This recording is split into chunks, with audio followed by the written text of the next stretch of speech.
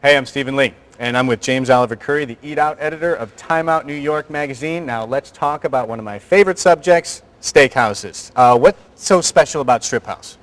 You know, Strip House is a very different kind of steakhouse. New York City has a long history of having these male bonding kinds of macho places, some of which are rustic, some of which are formal. Strip House is more sexy. It's located, first of all, downtown on 12th Street, sort of in the NYU area.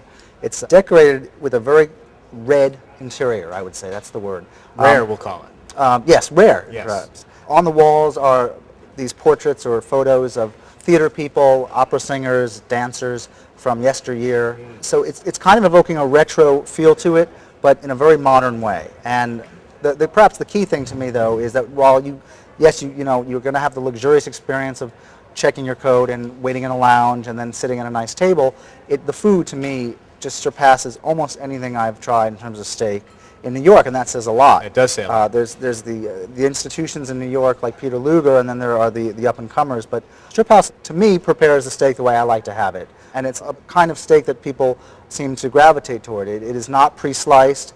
It's slightly charred on the outside. He's using a pepper rub, so there's a little bit of a... kick to it, if you will? Yeah, there's a kick to it. My favorite. I found that when you order in a large group, for example, the people who ordered it rare will get it rare, the people who ordered it medium will get it medium, and then they'll all arrive at the same time, hot, consistently time and again. Let's talk about the appetizers. I'm a purist. Is this one of those steakhouses that you're going to get those very typical shrimp cocktail? Yes, you are going to be able to get the classics. Ordering anything that's too filling is just going to take away room from the steak, which is where what you want to be eating. Strip House has all the classics, extremely generous portions all around. Since you compared it to some of the classic steakhouses around in the city, do the prices compare as well?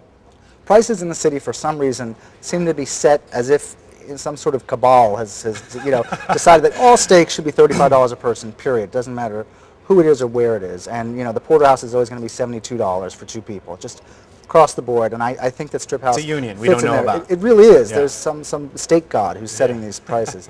And I don't think that's irrational. I don't think that's wrong, but it's not going to be a particularly great deal, but it's also not too expensive. It's really you know what money. You know what to expect. Yeah. So let's talk about stuff that comes with the meal. How's the wine list there? The wine list is enormous, particularly good with reds, obviously, because more people are going to be ordering red wines. Very mixed in terms of the different countries. It's not going to be something that is too French or too Italian or too American. It's going to reach out into Australia and Chile and Argentina. So you can have your Malbecs and all kinds of really hearty red wines. And from my experience, the sommeliers there will be able to guide you towards the best bottle or glass for you as well. Is it a busy restaurant? Is it a place you're going to have to call in ahead of time to get a table? I always recommend that you get reservations. It's not a huge restaurant. It's not a cavernous kind of endless steakhouse.